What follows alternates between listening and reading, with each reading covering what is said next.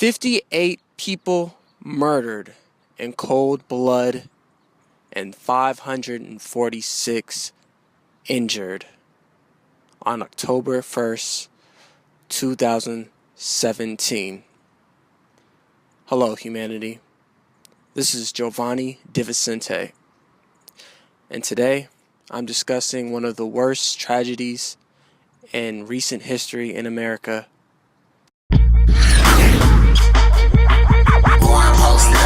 Sparking in the clouds, action on the world, action on the world.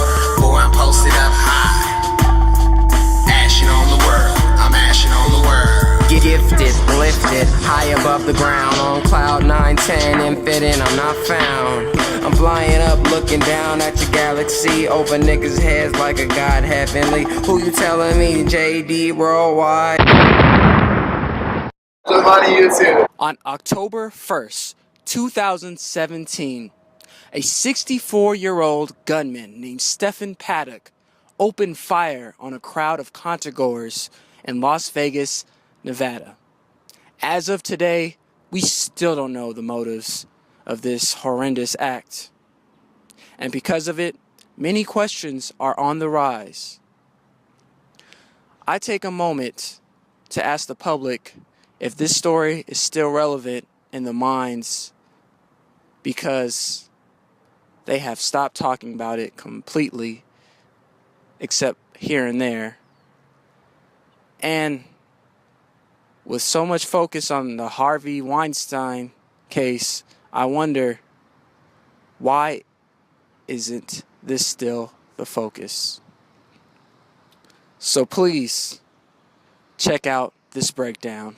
I wanted to wait a while to post a Las Vegas shooting video to point out that the news and our society as a whole is so superficial when a story like this comes out.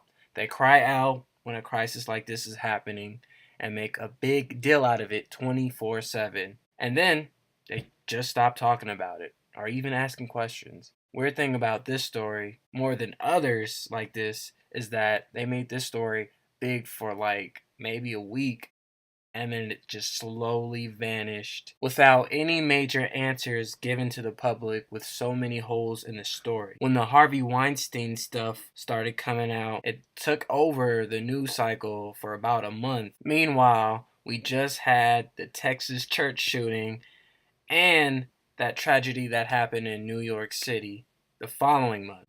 My opinion is that this was a false flag, and if you don't know what a false flag is, it describes covert operations that are designed to deceive in such a way that activities appear as though they are being carried out by individual entities, groups, or nations other than those who actually planned and executed them.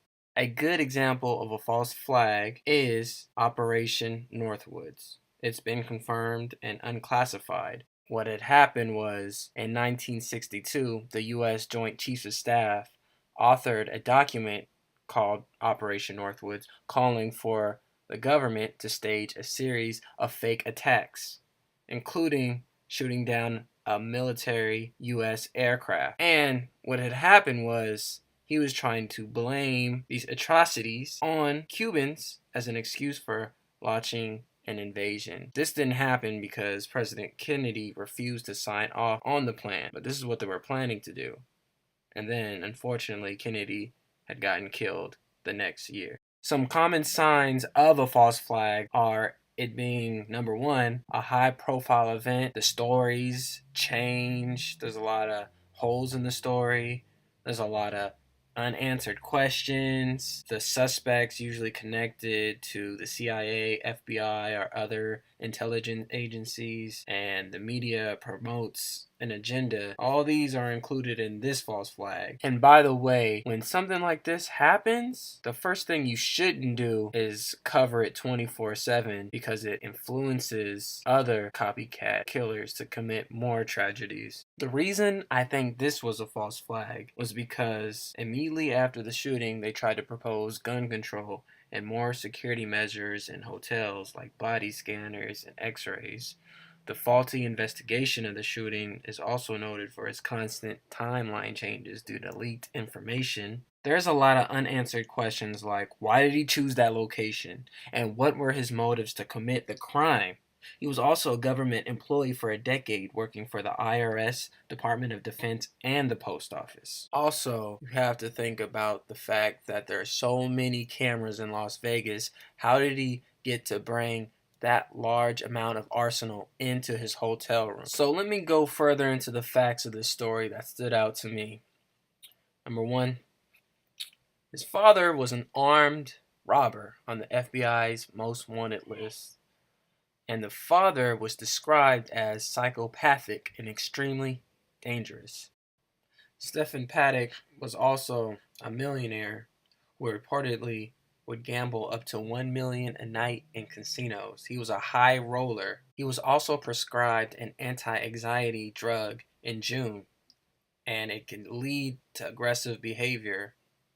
It also can cause paranoid or suicidal ideation and impair memory, judgment, and coordination. Las Vegas Sheriff Lombardo has described his behavior as narcissistic and obsessed with his status as one of Las Vegas' elite. The sheriff also said that Paddock has lost a significant amount of his wealth since September 2015, causing him to become depressed.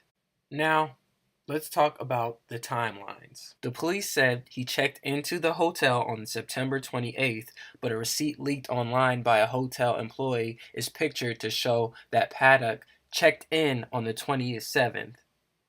This contradicts earlier statements from the police. Another lie that was told was that the security guard Jesus Campos was shot by Paddock after the shooting took place, but then the police revised the timeline again to state that he got shot a full 6 minutes before the shooting even took place, twice confusing the timeline of events. So why did it take about 72 minutes to locate the shooter in the first place? And why was Campos suspicious of the room in the first place before the shooting ever occurred? So with that said, let's see what the people think and say about this story. Do you believe the official narrative that has been given to the public so far? Definitely not.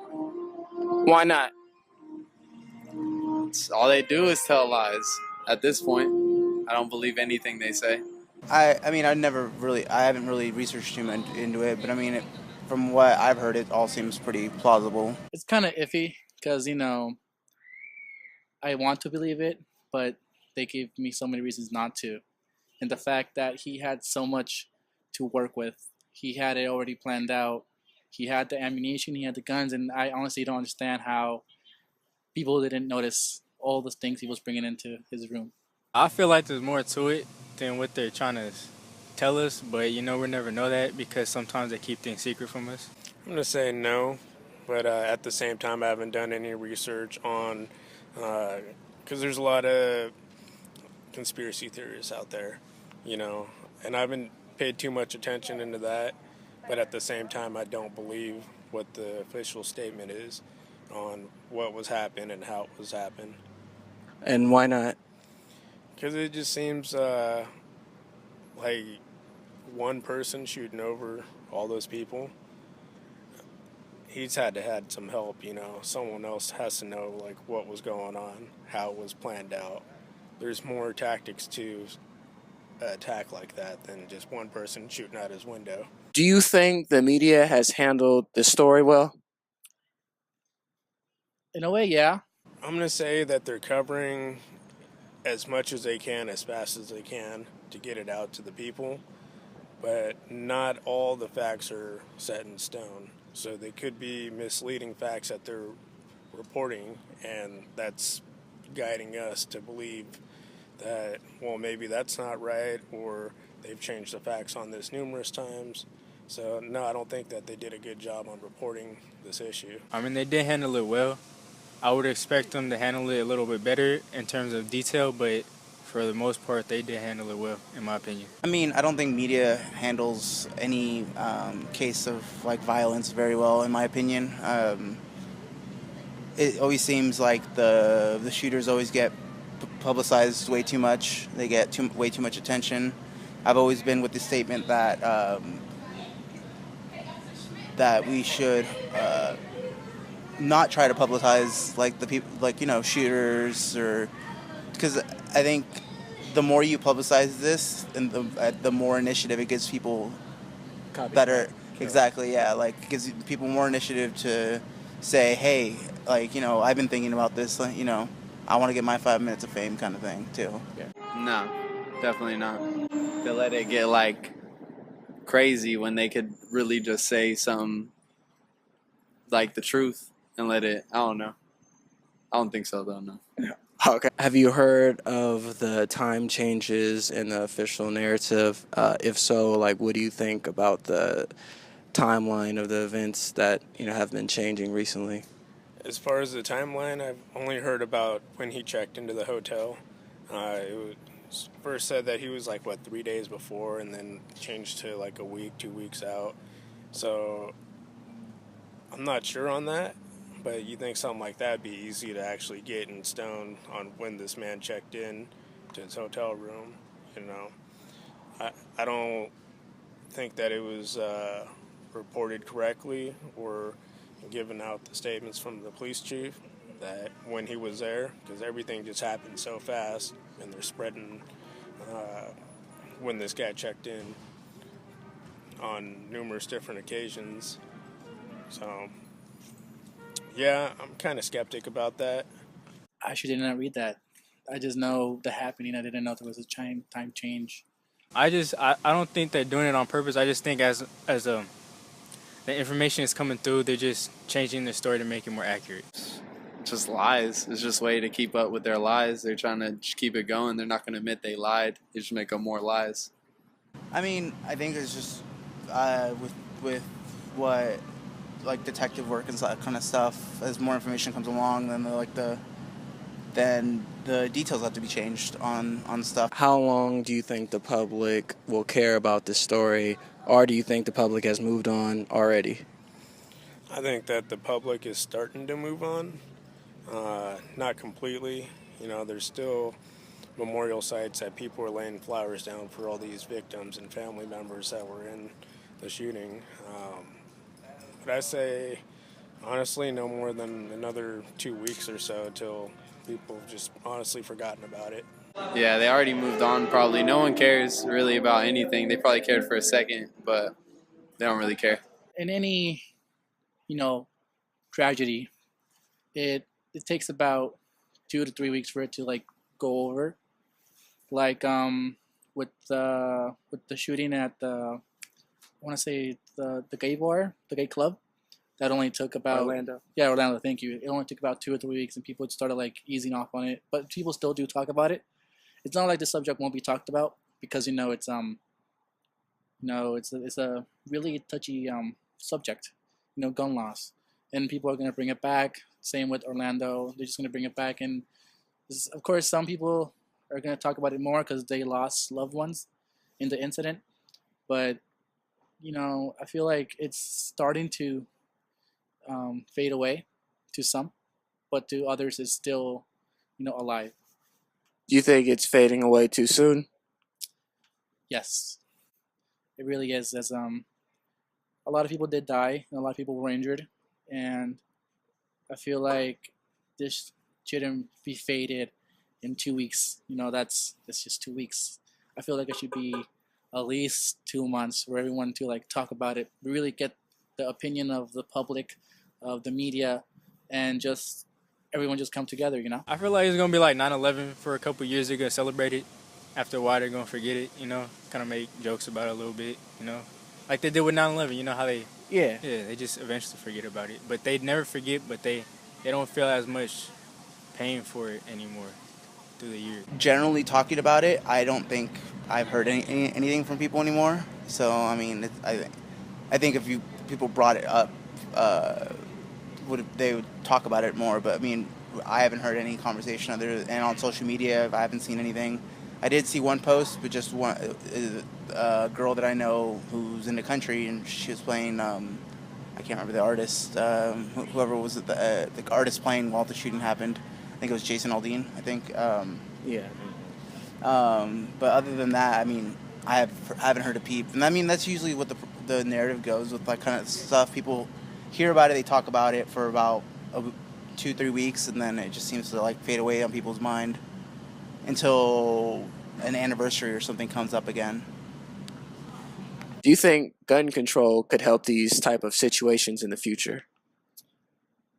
Well, there's always going to be a loophole in the laws, because there's always going to be the person that says, oh, well, if we make guns illegal to carry, the people that are bad per se will always have them, and when you're trying to protect yourself, you're not going to have anything to protect yourself with. And then other people that are against that is like, oh, well, I mean, it's kind of hard to contradict that, because they're more, they have, what do you call it, they're more right in a sense, because when someone's not playing by the law, they'll go to any lengths to, harm other people. So it's kind of hard for me to give an opinion, since I'm still pretty young and I'm still trying to grasp reality. But I do have the opinion that it should be more enforced, but not to the point where we can't protect ourselves from harm. Probably not. I mean, it might. Well, at this point, probably not. No. Not at all. The thing is, with gun control, it limits the law-abiding citizens, right? So, do you think criminals really care about any laws? You're only limiting people who are following the law, obeying the law, people that aren't going to go on these mass shootings like that. So, by implementing more laws, saying gun control, that's not going to stop these crazies from actually going out and breaking the law. Because, yeah, you're not supposed to have a gun out in Vegas shooting people. He didn't give a shit about that law, really. So adding more laws is only going to hurt the people who are obeying the laws. So no, I do not believe in gun control or stricter gun control. It could, but at the same time, they're never going to just totally outlaw guns. But gun control, like limiting that, it would help, in my opinion. I don't think gun control in general would stop this. I mean, I'm very for gun control to a point. I think people should have the liberty to like own a handgun or something like that for their house, so, protection. But I mean, up to multiple like semi-automatic kind of assault rifle, or not assault rifles, semi-automatic like rifles and that sort of thing. It starts to get to a gray area with me. But I don't think gun control it's going to completely stop it. I think it's more of a combination of mental changes in our mental system, like the taking care of the mentally ill. I think that has to get reformed. Gun control definitely has to be reformed as well. But I don't think it's just one issue. I think it's just there's a variety of issues in this country that needs to be changed before something like this is going to stop. There's a variety of issues in this country that needs to be changed before something like this is going to stop.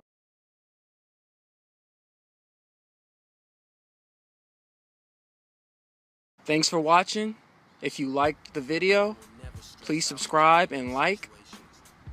Until next time, peace and love, humanity. Peace and love. Question everything. Relax, take a step back, chill and believe. Tomorrow just another day to receive. You'll see. Inhale, exhale, breathe. Don't be mad, it ain't bad as it